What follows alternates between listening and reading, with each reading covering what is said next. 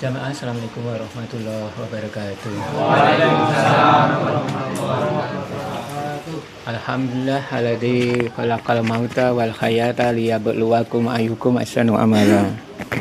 Asyhadu an la ilaha illallah wahdahu la syarikalah wa asyhadu anna Muhammadan abduhu wa rasuluh. Allahumma shalli wa sallim ala nabiyyina Muhammad wa ala alihi wa ashabihi ajma'in. Amma ba'du. Sebagaimana telah kita ketahui bersama, tujuan kita untuk menuntut ilmu diantaranya yaitu untuk mengurangi keburukan. Syukur-syukur bisa menambah kebaikan. Ya. Kalau kita ujuk-ujuk langsung kepada nambah kebaikan, itu mungkin kita akan putus asa, karena tidak jarang di antara kita itu mau mengamalkan perintah Allah, menjauhi larangan Allah, kadang-kala cenderung lambat. Tuh. Tapi kalau kita niatkan dalam rangka untuk mengurangi kesalahan, ini beda. Ini beda. Sampai-sampai seseorang itu dikatakan telah berbuat baik apabila tidak berbuat buruk pada orang lain. Mau berbuat baik pada orang lain tidak mampu, tidak bisa. Ya jangan berbuat buruk, itu saja. Itu sudah dikatakan berbuat baik. Lah ini eloknya. Itu kalau kita tahu ilmunya. Nah, kemudian yang berikutnya adalah agar di dalam beramal itu kita tidak keliru. Ya. Karena ajaran Islam itu berdasarkan wahyu dari Allah yang diturunkan kepada Rasulnya, yaitu Nabi Muhammad Sallallahu Alaihi Wasallam. Bukan ajaran dari hawa nafsu atau tak kita sekalian, bukan. Dulu sudah saya sampaikan, hidayah itu ada 5. Yang pertama adalah hidayah insting atau naluri. Ya, naluri, kita punya naluri untuk ini dan itu ada. Nah, kemudian ada lagi hidayah panca indera. Itu dengan mencium itu kita tahu letak sesuatu. Ya, ada tikus mati, penciuman kita bergerak. Itu. Nah, kemudian ini gini. Lah itu namanya hidayah, petunjuk. Nah, kemudian ada hidayah akal. Ya, panca indera tidak cukup, pakai hidayah akal. Itu karena ya itu tadi, kadang-kala panca indera itu bisa dihapusi dengan apa yang dilihat. Kita melihat rel kereta api, di sini besar, tahu sana kok kecil. Ya kecil. Itu. Padahal tidak itu mengecil, tidak berubah. Itu mata kita ditipu. Masukkan tongkat ke air, kelihatan bengkok. Padahal akal kita mengakui bahwa ini tidak bengkok. Lah ini mata kita bisa ditipu, tapi akal tidak. Ini. Tapi dengan akal saja juga belum cukup. Maka dikasih hidayah namanya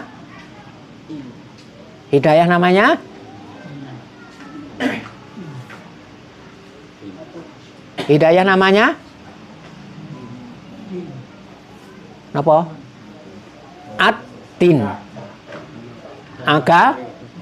Agama. Nah, diingat tuh. Nggih. Itu. Kata-kata ini saya ulang berulang kali. Itu diulang berulang kali saja masih lupa, apalagi tidak diulang. Lah bagaimana mau mengamalkan kalau lupa aja? Itu mungkinkah seseorang akan mengamalkan apa yang dilupa? Tidak mungkin. Maka perlu itu tadi. Tapi saya maklum senenge wong wis tuwa kabeh.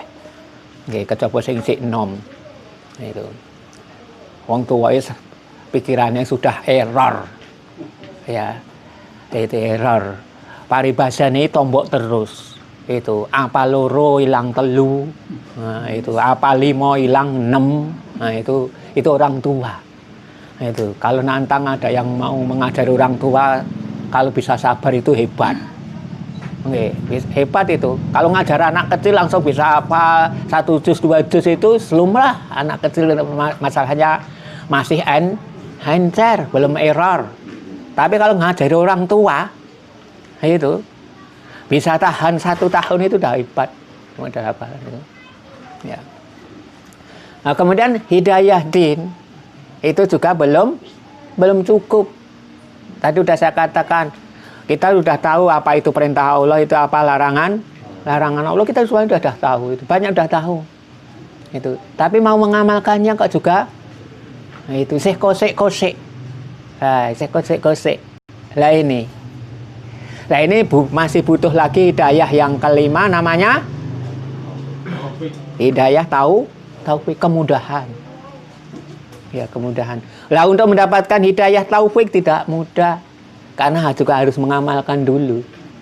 Mengamalkan apa yang sudah diketahui. Itu baru nanti akan mendapatkan hidayah taufik itu. Innalladzina amanu wa amilu sholihat. Itu yahdihim rabbuhum biimanihim itu. Orang yang beriman dan yang beramal soleh, mereka mendapatkan hidayah. Hidayah dari Rabb mereka dengan sebab keimanannya itu tadi. Karena apa? Ada amalu solihah. Amalu solihah. Beramal soleh. Nah, ini. Akhirnya mendapatkan kemudahan, keringanan. Itu jalan itu oke saja. Gampangan kita mangkat ngaji itu oke saja, enteng. Itu. Ya, karena merasa butuh. Itu. Hatinya mendapatkan hidayah untuk mencintai ilmu. Nah, ini. Mencintai ilmu. Nah, mencintai ilmu ini termasuk hidayah taufik, karena tidak semua orang mencintai ilmu. Kalau mencintai duit, udah banyak gitu. Lahir langsung seneng duit itu. Oke, begitu lahir. Oke. Sampai ke luar negeri dalam artian menjadi TKW, TKI dalam rangka mencari apa? Itu. Mencari duit yang dicintainya itu. Sekalipun di rumah sudah punya banyak duit. Itu. Tapi masih keluar juga. Ya. Karena apa? Cintanya pada duit luar biasa. Lera berpisah anak istri bertahun-tahun gara-gara ngikuti kontrak luar negeri. Loh, ini kalau seseorang cinta pada duit. Nah, kemudian kalau kita bandingkan dengan orang yang cinta pada ilmu yang kemarin saya sampaikan dalam buku satunya itu meninggalkan anak istrinya selama berapa tahun? 17 tahun. Dan anaknya masih berada di kandungan. Itu ditawarkan pada si istri, wahai istriku, itu saya mau menuntut ilmu ke Madinah, menemui siapa? Imam Malik, ya, sebagai guru di Madinah pada waktu itu Imam Darul Hijrah. Nah, kemudian saya akan beri pilihan buat kamu, itu kamu saya cerai, kita berpisah, atau menunggu saya pulang sedang mengandung. Biasanya istri itu kalau sedang mengandung, perhatian suami juga luar biasa. Kecuali suami yang dablek, ya, nah, itu tidak perhatian. Nah, sing perhatian langsung pengen opo bu, pengen opo dek, kan gitu. Ini sing perhatian. Kalau yang tidak perhatian ya udah gagas. Nah, itu. Ditawari berpisah atau nunggu saya pulang, sedang mengandung. Ini. Kenapa meninggalkan istrinya? Karena cinta pada ilmu.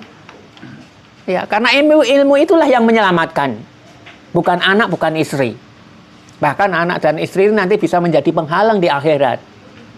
Itu. Bisa menjadi penghalang. Karena Al-Quran sendiri sudah mengingatkan, ya ayyuhalladzina amanu inna min azwajikum wa auladikum aduwalakum fahdaruhum. Wahai orang yang beriman, sesungguhnya di antara istri-istrimu atau anak-anakmu itu ada yang menjadi musuh. Maka berhati-hatilah terhadap anak istri itu. Al-Quran sudah mengingatkan. Tapi kalian muliain. Itu.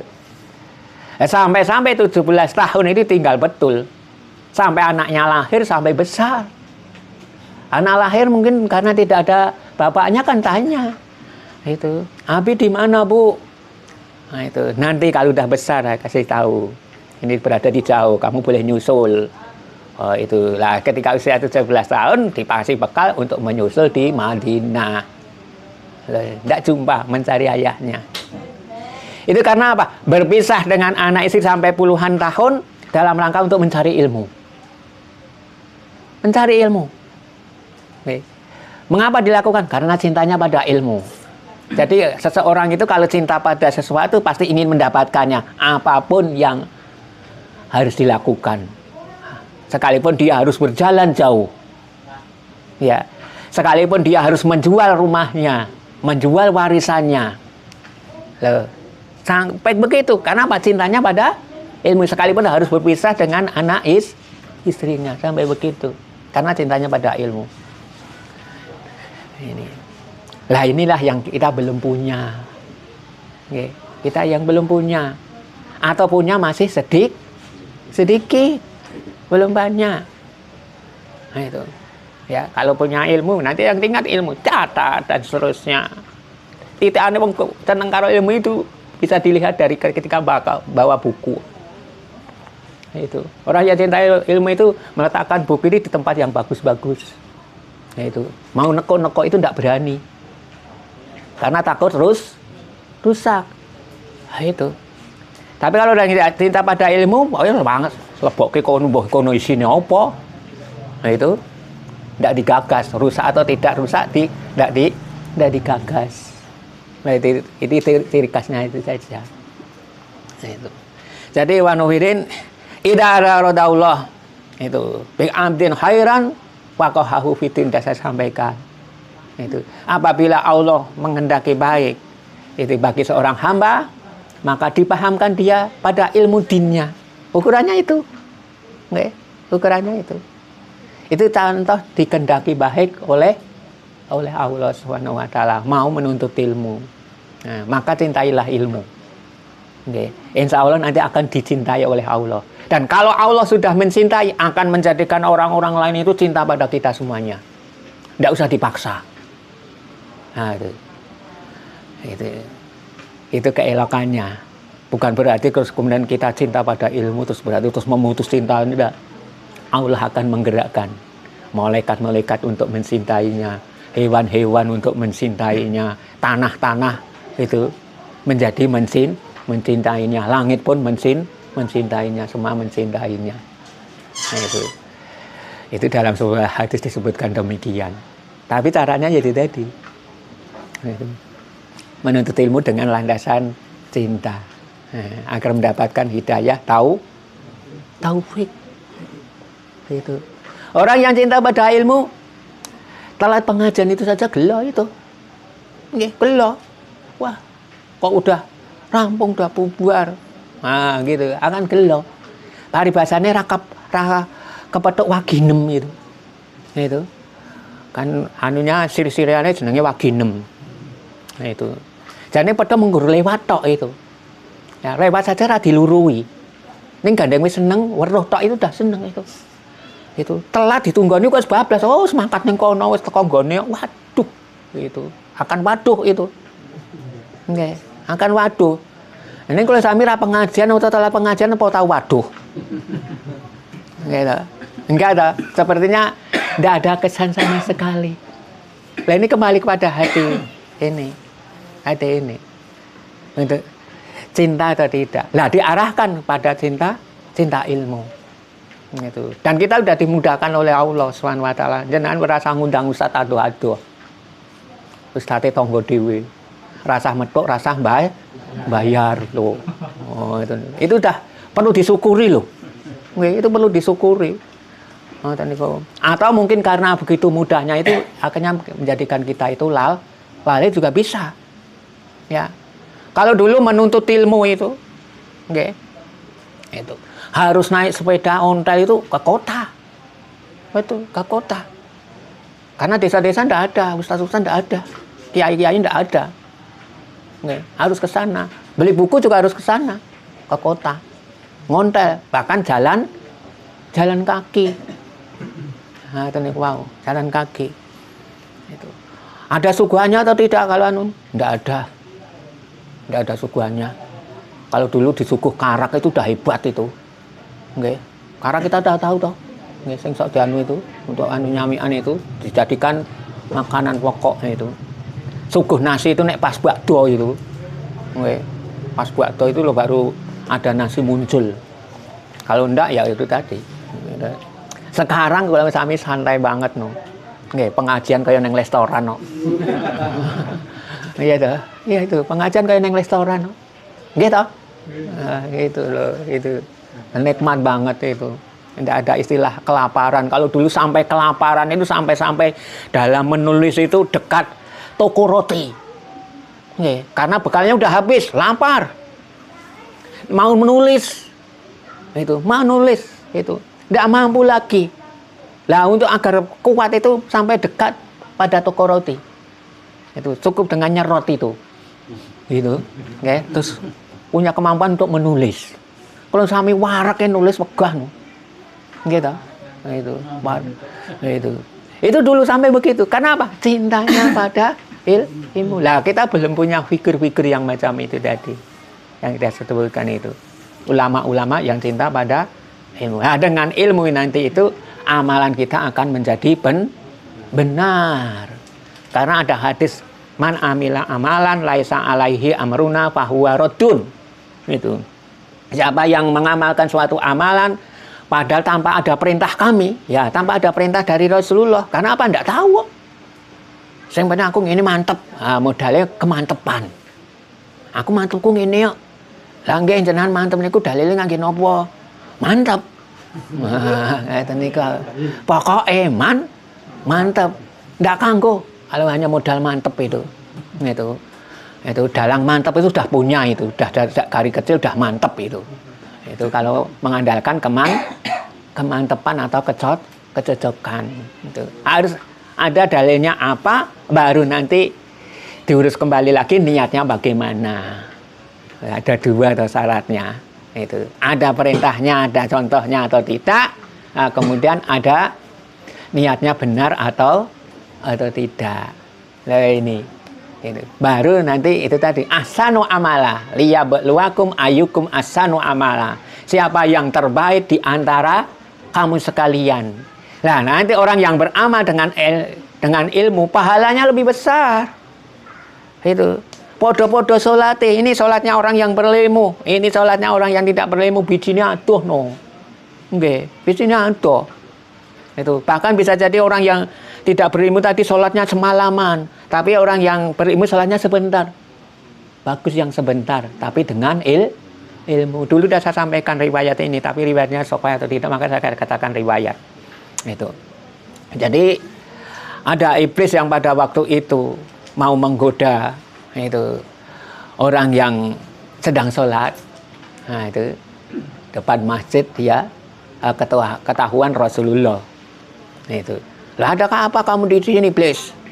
Itu sebetulnya saya mau menggoda orang yang sholat itu, tapi di situ ada orang yang tidur, saya tidak berani. Loh, aneh. Terhadap orang yang tidur kok malah takut itu gimana? Nah, terus diterangkan karena tidurnya dia pakai ilmu. Itu. Termasuk tidur pakai ilmu sebelum tidur baca ayat kursi. Orang yang tidur baca ayat kursi akan datang penjaga dari langit turun untuk menjaga orang yang tidur tadi. Dijaga siapa itu? Malaikat. Setan takut no. Lah kamu kepada orang sholat malah mau menggoda? Ya, karena dia sholat tanpa ilmu. Bermodal semangat. Nah, itu modal semangat saja tanpa ilmu. Loh sampai begitu. Ya, maka ada riwayat yaitu tadi Faqihul wahid. Nah itu asatu. Nah itu ala syaitan min alfi abid. Nah, itu. Satu orang yang paham ilmu itu lebih berat godaannya bagi setan daripada 1000 orang yang ahli ibadah. Nah, itu. Sampai begitu ada riwayat menyebutkan itu 1000 orang ahli ibadah itu tapi tidak berilmu. Satu orang ahli ibadah tapi berilmu. Setan kepayahan menghadapi orang yang satu ini. Sebaliknya terhadap 1000 orang yang ibadah tadi enjoy saja. Orang bodoh okay. Nah, itu.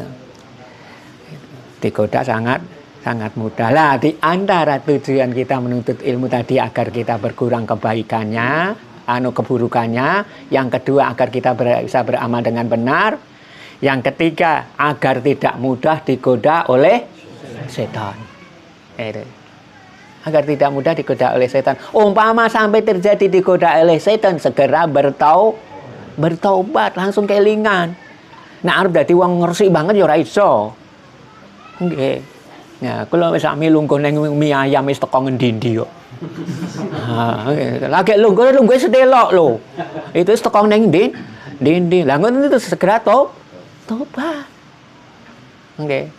Saya lungguh teng ember niku ngantek teko jam 2, jam 3. Nggih, ngoten niku. Mboten mung teko Solo. Mesti teko Yogya, teko anu, ngoten niku. Ngantos kula ajeng nyedhaki dadi pekewo. Sira jane arep butuh wedang. Dan niku ning do ning kono ngoten niku. Misalnya gitu. Sampai begitu loh, saudara. Ya itu sebagai